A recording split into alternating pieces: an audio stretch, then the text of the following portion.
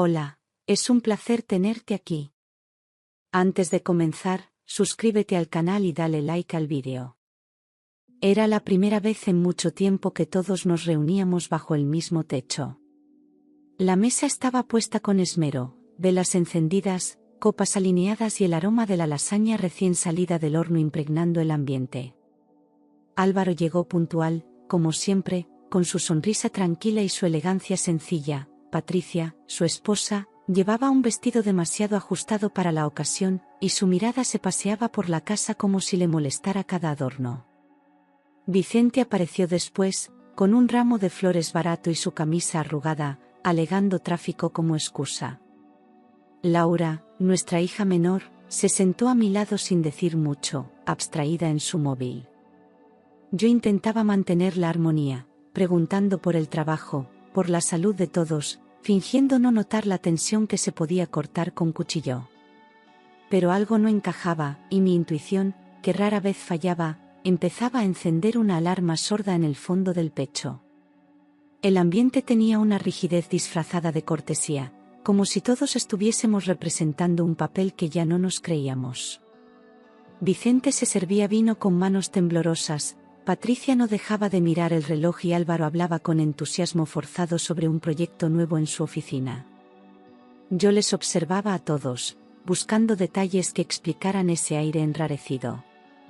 Laura, perceptiva como su madre, me lanzó una mirada rápida, como preguntando si también lo notaba. Fingí una sonrisa y le pasé el pan, intentando que el momento no se viniera abajo. Sin embargo, cada vez que Patricia se dirigía a Vicente, lo hacía con una familiaridad que no se podía ignorar. No eran las palabras, sino el tono, una complicidad mal disimulada, casi insultante. Y lo peor era ver cómo Vicente bajaba la mirada cada vez que nuestros ojos se encontraban, como si ocultara algo. Después de los primeros platos, con la mesa llena de risas forzadas y silencios incómodos, propuse un brindis por la familia. Por seguir juntos, pese a todo, dije levantando mi copa. Nadie respondió de inmediato. Vicente asintió sin mirarme, Patricia sonrió como si supiera un secreto que nadie más conocía, y Álvaro, ajeno aún a lo que estaba por estallar, bebió con inocencia. En ese instante, el reloj del comedor marcó las 8 en punto y el silencio se hizo más espeso. Fue ahí cuando sentí que algo cambiaría esa noche para siempre. Porque cuando el corazón de una madre presiente que la paz es solo una ilusión, no hay vuelta atrás. Y esa cena, que empezó como un ritual de costumbre, se convirtió en el escenario perfecto para la tragedia. Desde el primer momento en que Patricia cruzó la puerta, noté algo en su mirada que no supe explicar. Iba maquillada como para una boda, y no dejó de juguetear con su collar, lanzando miradas fugaces hacia Vicente cada vez que él hablaba. Mi marido, en cambio, evitaba cruzar los ojos conmigo, parecía inquieto, como si su mente estuviera lejos de la mesa, como si temiera que alguien descubriera un secreto inconfesable. Laura, sentada enfrente, notó también algo raro y dejó el móvil a un lado, enfocándose en las miradas cómplices que empezaban a formar una tensión invisible. El ambiente, lejos de ser familiar, se sentía como una trampa disfrazada de normalidad, como si todos actuáramos sin saberlo en una obra que estaba a punto de estallar. Ni las bromas de Álvaro rompían esa atmósfera densa que se colaba entre los platos. Yo respiraba hondo, tratando de convencerme de que era paranoia, pero no lo era. Noté que Patricia hablaba demasiado, como si quisiera dirigir la conversación para mantenernos distraídos.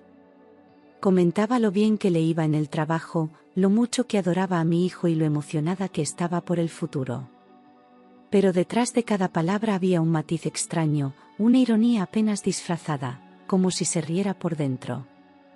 Vicente asentía a todo sin levantar la vista, sirviéndose más vino del necesario, y fingiendo que no escuchaba los dobles sentidos que ella lanzaba como dardos. En un momento, vi cómo sus manos se rozaban al pasar la ensalada, y aunque lo disimularon rápido, el gesto me quedó grabado como una puñalada. La casa, que solía ser refugio, se convirtió en un escenario hostil donde algo se gestaba en silencio. Miré el reloj, deseando que la noche terminara pronto, sin saber que lo peor estaba a punto de suceder. Una verdad tan sucia y cruel que destruiría para siempre todo lo que había construido. Cuando llegó el momento del postre, Patricia se levantó lentamente, con una copa en la mano y una sonrisa torcida dibujada en los labios.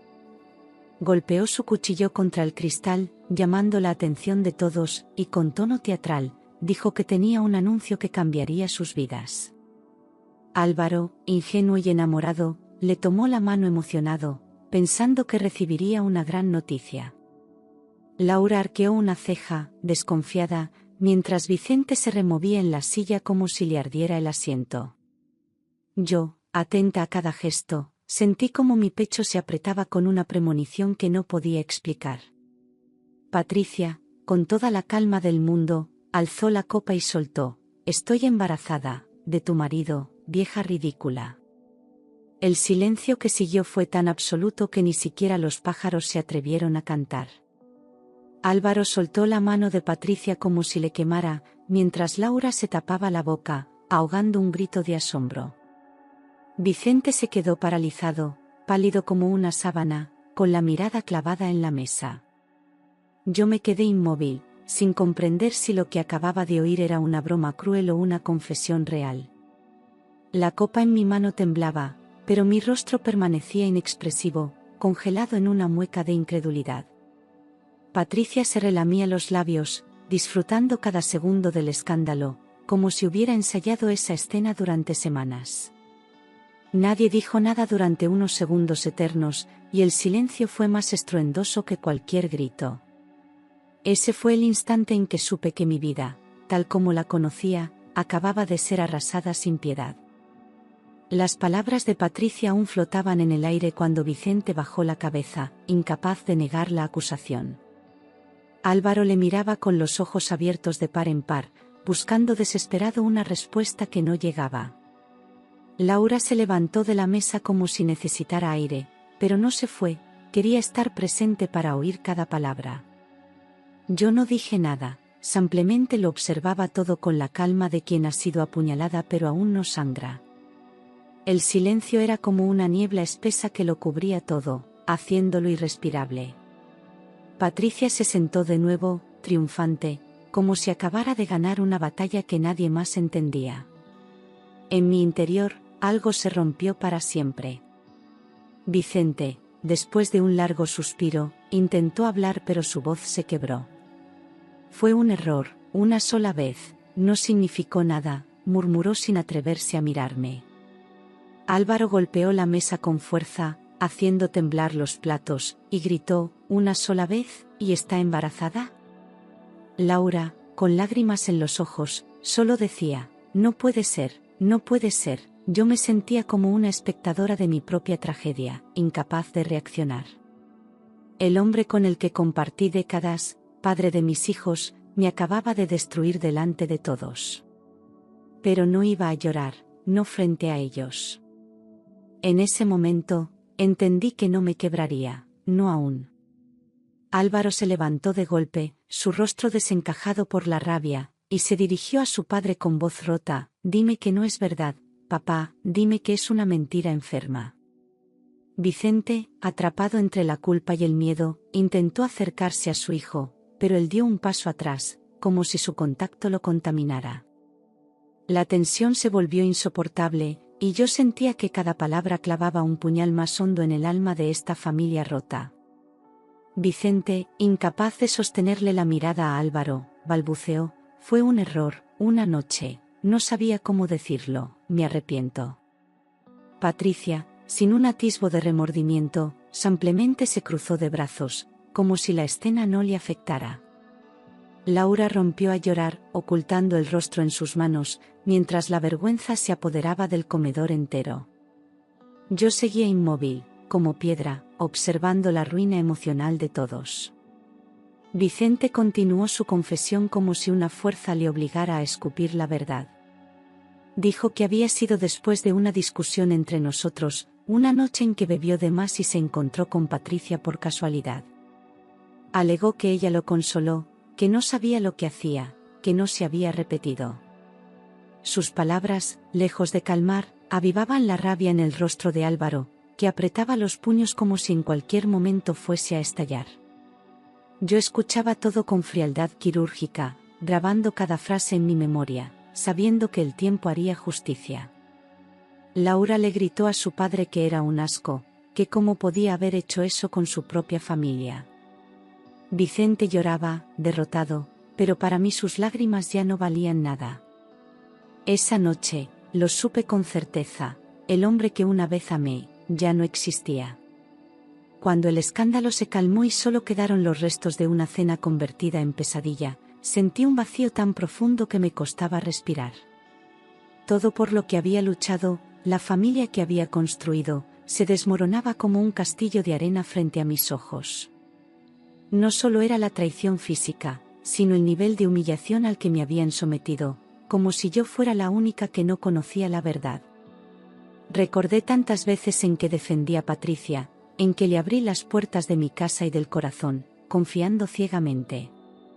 Ahora ella me miraba con una sonrisa satisfecha, como quien ha ganado una guerra sucia. Vicente no se atrevía a mirarme, porque sabía que había perdido algo que nunca volvería. Yo me sentía traicionada, sí, pero sobre todo profundamente estúpida por no haberlo visto antes. El dolor era tan punzante que parecía físico. Cada palabra de Patricia retumbaba en mi cabeza, vieja ridícula. Cada gesto de Vicente me repugnaba. Pensaba en mis nietos que algún día escucharían esta historia y se avergonzarían. El silencio de Álvaro, la confusión de Laura, todo pesaba sobre mis hombros como una losa. Pero en medio del derrumbe, una parte de mí empezó a enfriarse, a transformarse. Ya no tenía espacio para el llanto ni para la súplica. Algo en mi interior gritaba por justicia, por dignidad, por venganza. No sería yo la que implorara amor donde ya solo había desprecio. Álvaro, completamente deshecho, se desplomó sobre la silla con los ojos rojos y la voz apagada. Patricia, como si no hubiera pasado nada, se acercó para consolarle, poniéndole una mano en el hombro. Él la miró con una mezcla de amor, rabia y desesperación, como si una parte de él aún se negara a aceptar la verdad. «Te perdono, por el bebé», susurró, rompiéndose por dentro, sin poder mirarme a los ojos. Yo contuve un grito, sintiendo cómo ese perdón se clavaba en mí como una traición secundaria. Laura negó con la cabeza, sin poder creer lo que escuchaba, y salió del comedor sin decir palabra. Patricia sonrió con ternura fingida, sabiendo que aún tenía el poder sobre él, al menos por ahora. Yo observaba la escena desde mi silla, sabiendo que no podía intervenir, que cualquier palabra mía sería tomada como una interferencia emocional. Álvaro, por mucho que me doliera, necesitaba su propio tiempo para abrir los ojos y ver el monstruo que tenía al lado. Vicente se había marchado al baño, o tal vez se escondía en el rincón más oscuro de la casa para no enfrentar su vergüenza. Patricia acariciaba el rostro de mi hijo, hablándole en voz baja, repitiendo que todo se arreglaría, que el bebé era una bendición. Yo sabía que esa mujer no amaba a nadie más que a sí misma. Y aunque Álvaro no estaba preparado para entenderlo, yo sí lo estaba. No la iba a perdonar. No iba a permitir que se saliera con la suya. Me levanté de la mesa en silencio, con una calma tan fría que todos se quedaron mirándome sin saber qué iba a hacer. Fui al dormitorio, saqué una maleta vieja del armario y empecé a meter la ropa de Vicente sin temblar. No dejé que se acercara, no permití explicaciones, ni lágrimas, ni promesas vacías. Cuando volvió al comedor y me vio con la maleta en la mano, su rostro se desencajó, pero yo ya no sentía nada. «Fuera de mi casa».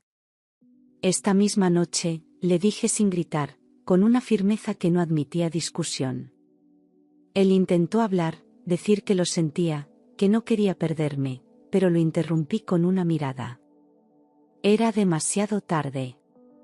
Lo nuestro había muerto en el momento en que eligió a Patricia. Laura apareció en el pasillo con los ojos llenos de furia, y sin decir palabra, le abrió la puerta. Álvaro no se movió, aún en shock por todo, atrapado entre el dolor de hijo y la vergüenza de esposo traicionado. Vicente recogió la maleta, miró una última vez el salón donde crecieron sus hijos y cruzó el umbral con el alma arrastrada. Cerré la puerta detrás de él con una tranquilidad que ni yo misma comprendía. No lloré, no grité, no me derrumbé. Me limité a recoger los platos, uno por uno, y a limpiar la mesa como si fuera cualquier otra noche.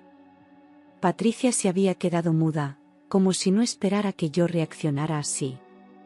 Y aunque ella aún estaba allí, su momento llegaría, más pronto de lo que imaginaba. Dormí sola por primera vez en casi 40 años, pero no fue una noche de lágrimas ni de insomnio. Me acosté con el cuerpo cansado, el corazón herido, pero la mente despierta como nunca. El lado de la cama donde solía dormir Vicente quedó intacto, frío, sin marcas de almohada ni arrugas de sábana. Miré al techo durante unos minutos, recordando cada promesa rota, cada caricia convertida en mentira. El silencio de la casa me envolvía como un eco de todo lo que había perdido. Pero también descubrí que, por primera vez, ese silencio no dolía tanto. Era libertad, era la señal de que algo nuevo podía empezar. Me levanté a medianoche, caminé descalza hasta la cocina y me preparé una infusión con calma. Observé mis manos, tan acostumbradas a cuidar de todos, y comprendí que había llegado el momento de cuidar de mí.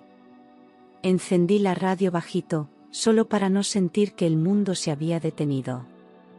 Y mientras la música sonaba suave, hice una lista mental de todo lo que debía hacer al día siguiente. No habría reconciliaciones, ni súplicas, ni segundas oportunidades. Mi dignidad era lo único que aún conservaba intacto, y no iba a soltarla por nada. Esa noche no dormí del todo, pero tampoco me quebré. Sobreviví. Y eso, para mí, ya era un comienzo. A la mañana siguiente, con la cara lavada y el corazón blindado, fui directamente al despacho del abogado. No llevé fotos, ni cartas, ni recuerdos, solo la decisión firme de cortar con todo lo que me hacía daño. Expliqué lo sucedido con voz serena, aunque por dentro temblaba como un árbol en mitad del viento. Pedí el divorcio inmediato, sin negociación, sin mediación. También exigí el bloqueo de todas las cuentas conjuntas. Sabía que Vicente era capaz de mover dinero para evitar consecuencias. El abogado, sorprendido por mi firmeza, me miró con respeto. «Vamos a hacerlo rápido y limpio», me dijo. Y así empezó la segunda gran batalla de mi vida. Mientras firmaba los primeros papeles, recordaba los años en que compartíamos todo, desde un café por la mañana hasta las preocupaciones más íntimas. Qué cruel es descubrir que alguien con quien has dormido toda una vida, puede ser también el verdugo de tus ilusiones. No había espacio para la nostalgia, solo para la estrategia. Cancelé tarjetas, cerré cuentas, cambié cerraduras. Era yo contra el mundo, pero también era yo conmigo misma, más despierta que nunca. No le debía explicaciones a nadie. Esta vez no iba a esperar a que la vida me protegiera.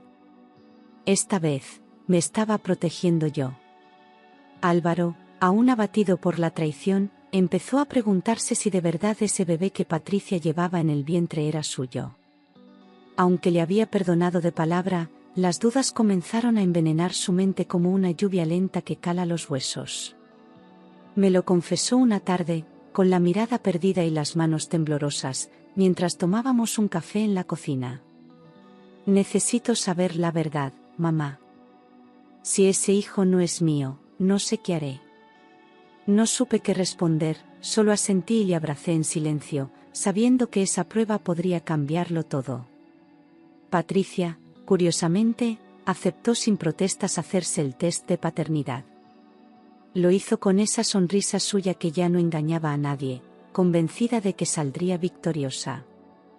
Pero yo no estaba tan segura. Álvaro acompañó a Patricia a la clínica una mañana gris, sin decirme nada hasta que ya estaba hecho. Me llamó desde el coche, con la voz apagada, y me dijo que los resultados tardarían unos días. A partir de entonces, vivió en un limbo extraño, entre la esperanza y el terror. Ella seguía en casa, caminando como si nada, cuidando de su barriga, como si todo el escándalo hubiese sido una simple discusión familiar. Laura no le dirigía la palabra y yo evitaba mirarla más de lo necesario, pero ella parecía disfrutar del malestar que provocaba. Vicente, por su parte, había desaparecido del mapa, nadie sabía dónde estaba ni qué pensaba hacer. Y mientras todos nos sosteníamos con los hilos rotos de la incertidumbre, el reloj seguía avanzando, implacable. 2 semanas después, llegó el sobre con los resultados. Álvaro vino directamente a casa, con los ojos vidriosos y el sobre en la mano temblorosa. Lo abrimos juntos en la cocina, en completo silencio, y al leer el contenido, nos quedamos sin aliento. El bebé no era de Álvaro. Pero tampoco era de Vicente. Me costó unos segundos entender lo que estaba leyendo, y cuando levanté la mirada, vi a mi hijo completamente roto, como si todo su mundo hubiese sido borrado de un golpe. Entonces, ¿de quién es?, murmuró. Yo no supe qué decir. Patricia había mentido a todos. Otra vez. Y esta vez, ya no quedaban máscaras. Álvaro corrió al piso donde vivía con Patricia y le lanzó el sobre encima de la mesa.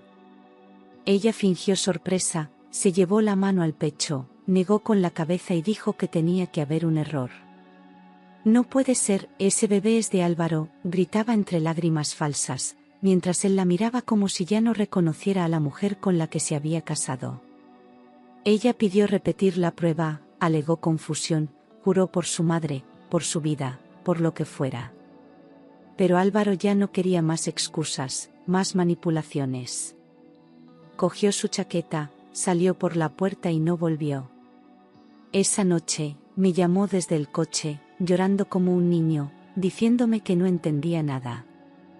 Y yo solo pensaba en una cosa, si no era de Álvaro ni de Vicente, ¿entonces de quién? Empezamos a atar cabos y a hacer preguntas que antes habíamos ignorado. Patricia tenía costumbres que no cuadraban, ausencias repentinas, llamadas a escondidas, viajes breves por trabajo que nadie verificaba. Laura fue la que encontró el hilo suelto. Una amiga suya, que trabajaba en una inmobiliaria, había visto a Patricia en varias ocasiones con un hombre mayor, elegante, dueño de una cadena de concesionarios de coches en la ciudad. Indagamos y descubrimos que ese empresario, casado y con 3 hijos, era conocido por sus aventuras discretas con mujeres más jóvenes. Patricia no solo era su amante, llevaba meses viéndose con él a escondidas. Fue como una bomba. Otro giro, otra traición, otra humillación más. Álvaro, al enterarse, cayó de rodillas en el pasillo de casa, como si no pudiera soportar el peso de tanta mentira acumulada. ¿Cómo pude estar tan ciego?, repetía una y otra vez, golpeando el suelo con rabia. Yo le abracé sin decir nada, porque ya no había palabras que pudieran consolarle. Patricia, enfrentada a la evidencia, no negó nada. Solo dijo con frialdad, él me daba lo que vosotros nunca supisteis darme. Esa frase se me clavó como un puñal.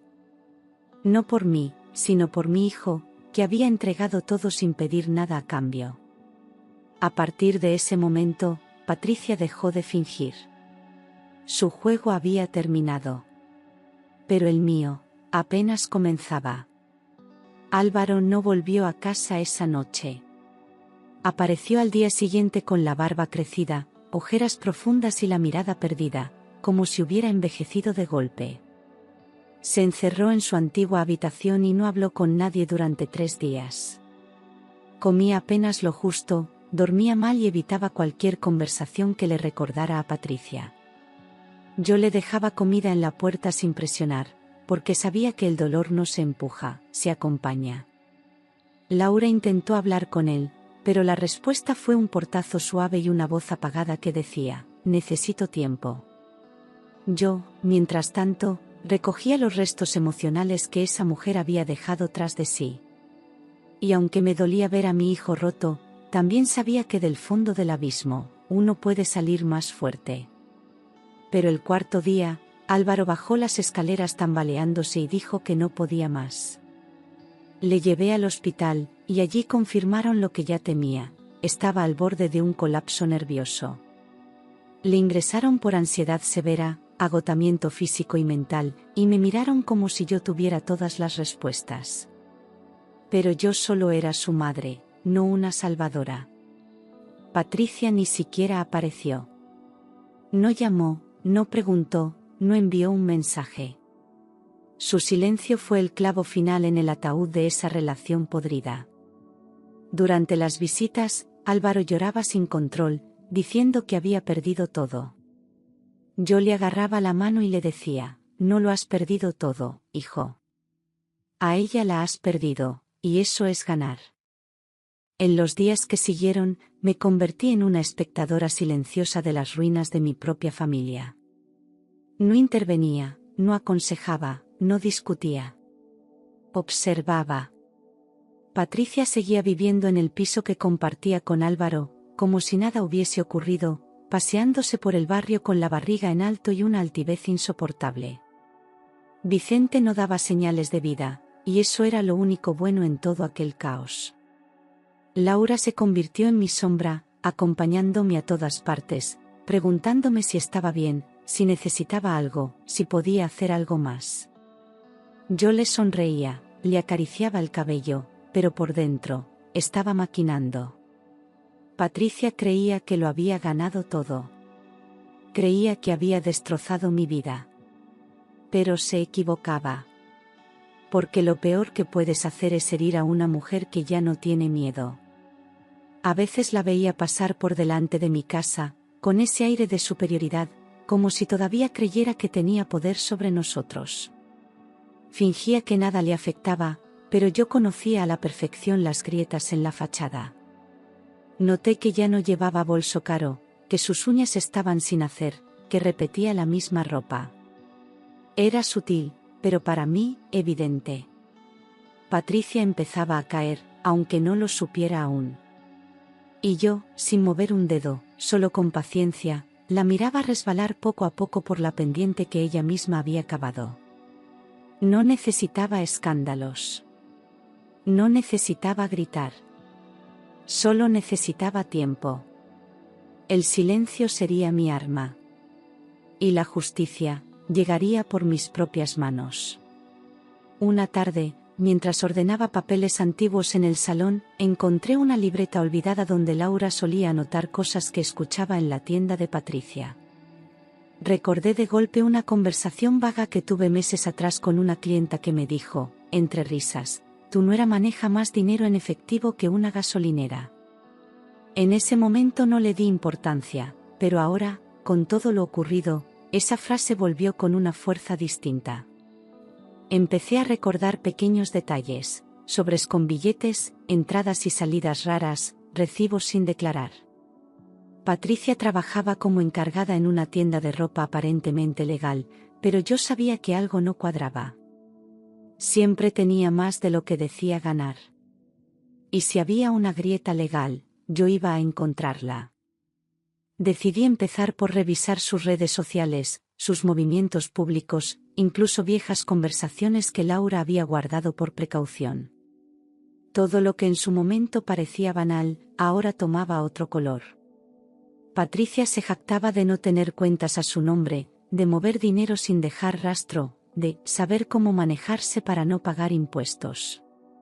Yo, que siempre fui una mujer tranquila y sin ambiciones, comencé a interesarme por leyes fiscales, evasión de impuestos y fraudes financieros. Lo que al principio fue curiosidad se convirtió en determinación. Tenía que encontrar pruebas. Y cuando las tuviera, no iría a la policía. Iría directamente a donde más duele, Hacienda.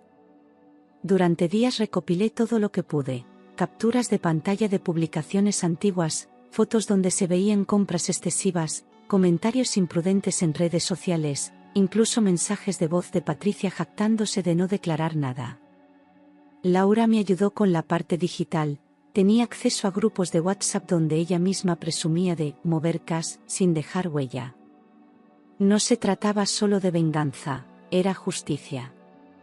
Patricia no merecía caminar impune mientras destrozaba vidas con su sonrisa hipócrita. Imprimí los documentos, preparé un informe con detalles, fechas, nombres y lo metí todo en un sobre marrón. Fui hasta la oficina de Hacienda de la ciudad, con gafas de sol y el corazón en la garganta. Dejé el sobre en el buzón de denuncias anónimas y me marché sin mirar atrás. Era oficial, la tormenta estaba en camino. Esa misma noche no dormí. No por remordimientos, sino por la adrenalina de haber cruzado una línea que nunca imaginé pisar. Recordaba cada vez que ella se burló de mí, cada vez que me llamó vieja, cada mentira que destruyó a mi hijo. No sabía cuánto tardaría el sistema en actuar, pero confiaba en que el golpe llegaría. Laura me abrazó sin hacer preguntas, como si supiera que algo importante había cambiado. Era extraño sentir paz justo después de declarar la guerra, pero así me sentía, en paz. No me alegraba de lo que estaba por venir, pero tampoco me arrepentía. No le deseaba el mal a Patricia, solo que por primera vez en su vida, enfrentara las consecuencias de sus actos. Una semana después, mientras tomaba un café en la terraza, vi la noticia en el grupo vecinal del móvil: Hacienda entra a inspeccionar tienda en el centro por presunto fraude. El corazón me dio un vuelco. Abrí el enlace y ahí estaba, una foto de la tienda donde Patricia trabajaba, con agentes uniformados saliendo con cajas de documentos. Sentí una mezcla de vértigo y alivio, como si al fin la balanza de la vida se inclinara a mi favor. No dije nada a nadie, ni siquiera a Laura. Solo apagué el teléfono, entré en casa y me permití sonreír por primera vez en mucho tiempo. Patricia fue llamada a declarar, y aunque intentó actuar con superioridad, sus argumentos no convencieron a nadie. Detectaron ingresos no declarados, pagos sin justificación y transferencias sospechosas. Las semanas siguientes fueron un desfile de caos en la vida de Patricia. Clientes desaparecieron, su jefe la suspendió temporalmente y los rumores se esparcieron como pólvora en el barrio. Intentó aparentar normalidad, pero su fachada se deshacía con cada nueva visita de los inspectores. En casa ya no salía tanto, se la veía nerviosa, hablando sola por teléfono, cerrando puertas con llave. Yo pasaba por su acera con la cabeza bien alta, sin saludarla, sin mirarla siquiera. No hacía falta. Ya no era yo quien hablaba, eran los hechos. La investigación había comenzado, y aunque el proceso sería lento, yo ya sabía cómo terminaba este tipo de historia. Ella, que creía estar por encima de todos, estaba empezando a conocer el sabor amargo del miedo. Lo inevitable sucedió. Un periodista local publicó un artículo titulado «Encargada de tienda de moda, investigada por fraude y blanqueo de capitales». El texto no decía su nombre completo, pero en un pueblo pequeño no hacía falta. Las madres en la plaza, los vecinos del mercado, hasta el panadero, todos hablaban de ella. La nuera escandalosa, la del suegro, ahora delincuente, decían sin disimulo. Yo escuchaba sin intervenir, con la taza de café en la mano y el rostro sereno.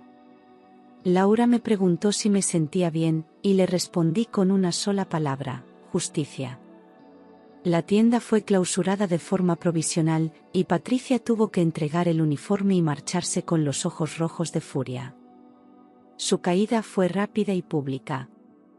El círculo de amigos que antes le reía las gracias empezó a evitarla. Los mensajes en redes se llenaron de indirectas, las miradas en la calle eran cuchillos. El empresario con el que se había involucrado desapareció como un cobarde, dejándola sola con un embarazo avanzado y un escándalo a cuestas. Yo no celebraba, pero tampoco lloraba por ella. No necesitaba vengarme con gritos ni con insultos. Ya lo había dicho una vez, y ahora lo entendía mejor que nunca: la vida se encarga. Y esta vez, lo estaba haciendo con precisión quirúrgica. Patricia caía, y yo solo observaba.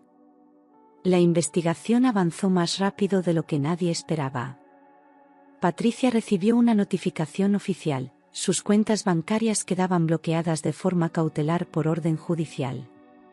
Lo que en un principio pareció un simple trámite administrativo se convirtió en una pesadilla legal. Sin acceso a sus ahorros, sin ingresos regulares y sin respaldo de nadie, empezó a desesperarse. Su cara, que siempre llevaba una expresión altiva, comenzó a mostrar grietas de angustia. La veía de lejos por la calle, hablando sola por el móvil, nerviosa, con las ojeras marcadas y el rostro pálido. Ya no llevaba tacones, ni joyas, ni maquillaje. Solo una sombra de lo que fue. La caída estaba en marcha, y no tenía freno. El casero del piso donde vivía con Álvaro, al ver que no podía pagar el alquiler, le dio un aviso formal: o pagaba o se marchaba. Patricia, acostumbrada a manipular con una sonrisa, intentó ganarse tiempo con excusas, pero el hombre fue tajante. En menos de una semana, se encontró haciendo maletas, embarazada, sola y sin rumbo. No tenía padres cerca, ni amigos fieles, ni pareja que la respaldara. Todo lo que había construido sobre mentiras se derrumbaba a su alrededor. Y mientras tanto, yo seguía con mi vida en silencio, sin mencionar su nombre, sin provocar, sin ensuciarme. No había mayor satisfacción que ver cómo la verdad, tarde o temprano, hace su trabajo sin necesidad de aplausos. Una noche, mientras preparaba la cena, mi móvil vibró con una notificación inesperada. Era un mensaje de Patricia. Lo abrí con precaución, pensando que sería otra provocación, otra manipulación emocional. Pero no. Decía simplemente: por favor, ayúdame, aunque sea por el bebé. Me quedé unos segundos mirando la pantalla, sin saber si reírme o enfadarme. ¿Ayudarla? ¿Después de todo lo que hizo? No contesté. Dejé el móvil sobre la encimera, apagué el fuego y me senté en la mesa. Aquel mensaje era la confirmación de que ella ya no tenía recursos, ni orgullo, ni aliados. Solo le quedaba apelar a la compasión de quien más había despreciado. Pasaron los días y volvió a escribir, esta vez más desesperada: no tengo dónde dormir. Álvaro no me responde. No tengo a nadie. Tampoco respondí. Porque cuando ella me humilló delante de mi familia, cuando lanzó aquella frase cruel durante la cena, yo también me sentí sola, expuesta, vulnerable. Ahora, por fin, entendía lo que era quedarse sin red. Y aunque en el fondo de mi alma sabía que el bebé no tenía la culpa, también sabía que Patricia siempre encontraba la forma de usar a los demás como escudo. No era venganza lo que sentía. Era justicia. Y esa justicia, a veces, se manifiesta en el más absoluto silencio. Con la tormenta ya lejos y el pasado sin fuerzas para alcanzarme, decidí comenzar de nuevo. Me apunté a un curso online de contabilidad, algo que siempre quise aprender pero nunca me permití. Empecé a trabajar en una asesoría local a media jornada, rodeada de mujeres que, como yo, habían tenido que reconstruirse desde cero. Me sentía útil, viva, presente. Había días difíciles, sí, pero ya no tenía miedo de enfrentarme al futuro. Porque ahora era yo quien llevaba las riendas, sin depender de nadie, sin pedir permiso. Esa sensación era libertad pura. Y no pensaba soltarla jamás. Mi casa también cambió.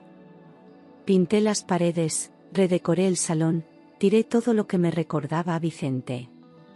Cada rincón se convirtió en un símbolo de mi renacer. Laura me ayudó en todo, y durante una comida me miró a los ojos y dijo: «Mamá, nunca pensé que fueras tan fuerte». Sonreí sin responder, porque esa fuerza no vino sola, la forjé en el dolor. Las tardes de silencio ya no eran tristes, eran espacios sagrados. Por fin respiraba en paz. Ya no era la mujer abandonada, ni la suegra traicionada. Era simplemente yo. Y eso era suficiente. Laura, durante mucho tiempo, había estado distante de mí. No por falta de amor, sino porque la vida nos había separado en el día a día, en esas rutinas que consumen lo esencial.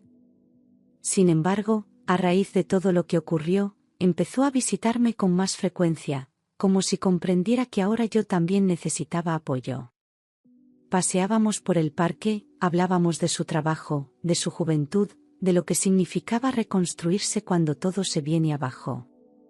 Nunca me lo dijo directamente, pero sus silencios hablaban por ella. Estaba orgullosa de mí. A veces se quedaba a dormir en casa, y volvíamos a ver películas como cuando era niña.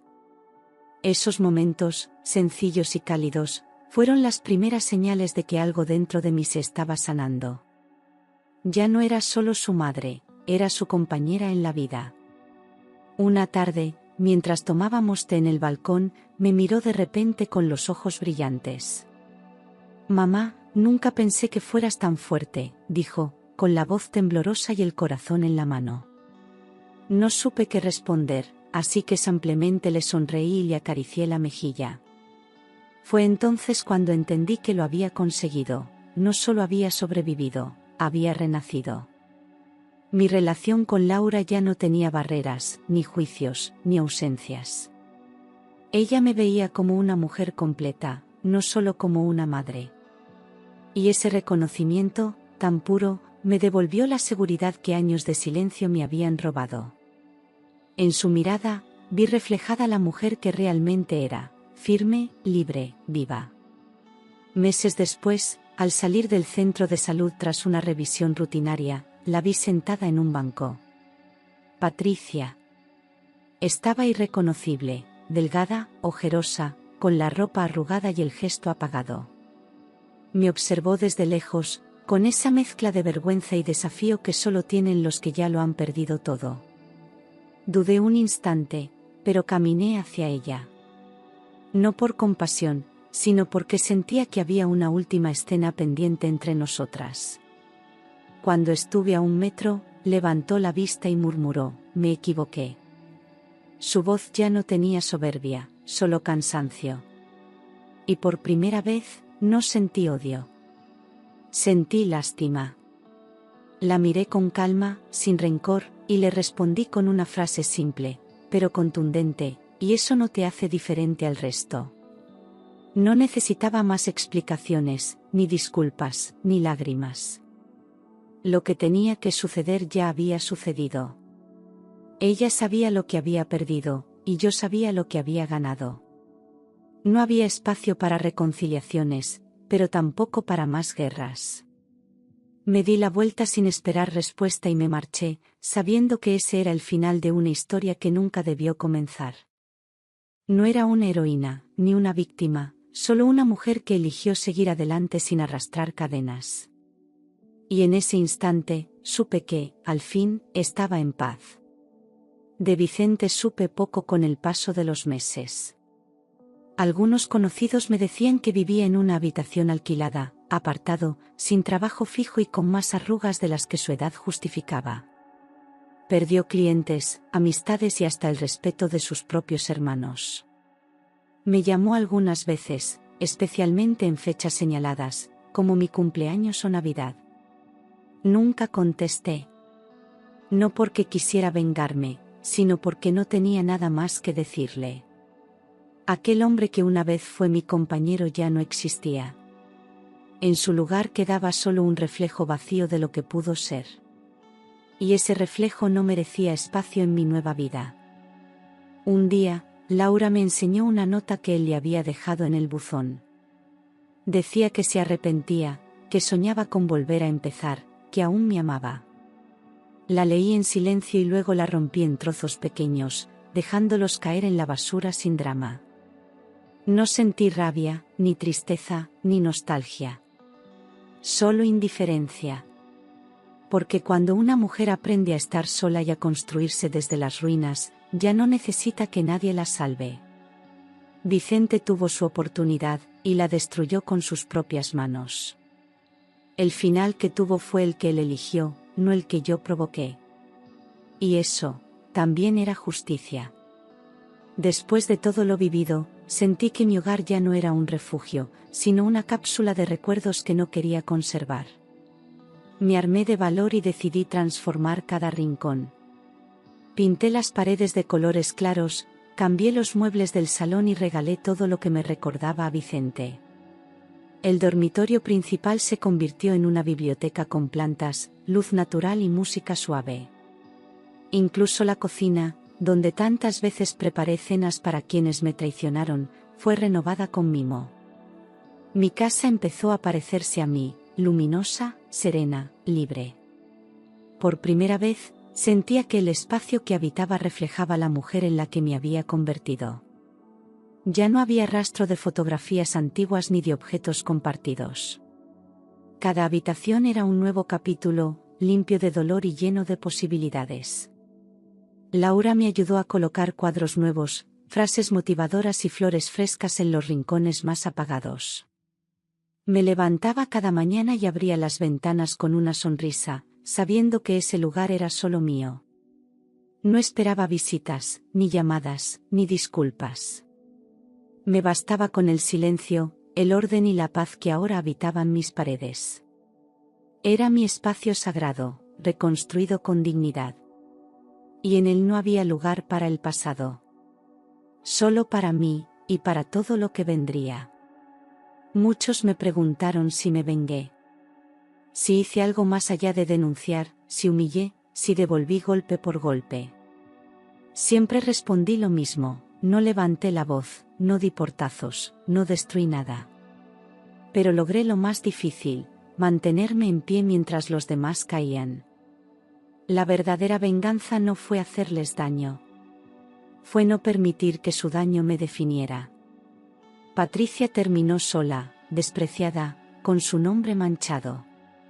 Vicente acabó olvidado, arrepentido, viviendo con el peso de su decisión. Yo no hice nada más que vivir, y vivir bien.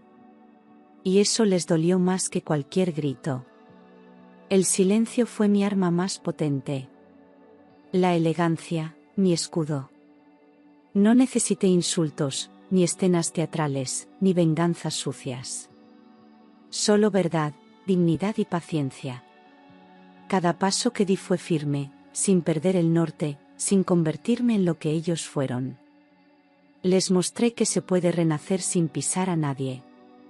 Que una mujer herida no es una mujer débil, sino una que ha visto el infierno, y ha vuelto caminando. No deseé su ruina, pero tampoco la impedí. Porque a veces, dejar que alguien enfrente las consecuencias de sus actos, es la forma más limpia de devolver el golpe. Hoy camino por las calles sin bajar la cabeza.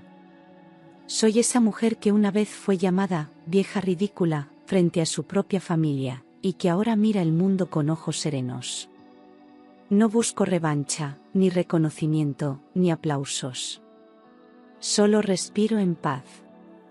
Me levanto con ganas, trabajo con ilusión, y duermo con la conciencia tranquila. A veces me cruzo con personas que susurran mi historia, pero ya no me duele. Porque ahora sé quién soy, y eso nadie me lo puede arrebatar. Soy más fuerte de lo que jamás imaginé. El pasado ya no tiene poder sobre mí. Vicente es solo un nombre sin peso, Patricia un recuerdo borroso. Álvaro se ha ido recuperando, paso a paso, y Laura sigue siendo mi mayor regalo. No sé qué me espera mañana, pero hoy estoy viva, y eso basta. No hay final perfecto, solo comienzos valientes. Y este, el mío, empezó el día que decidí no romperme. El día que me reí, cuando Patricia creía haberme destruido. Porque la vida, con su ritmo preciso, se encargó del resto. Y yo, simplemente seguí adelante.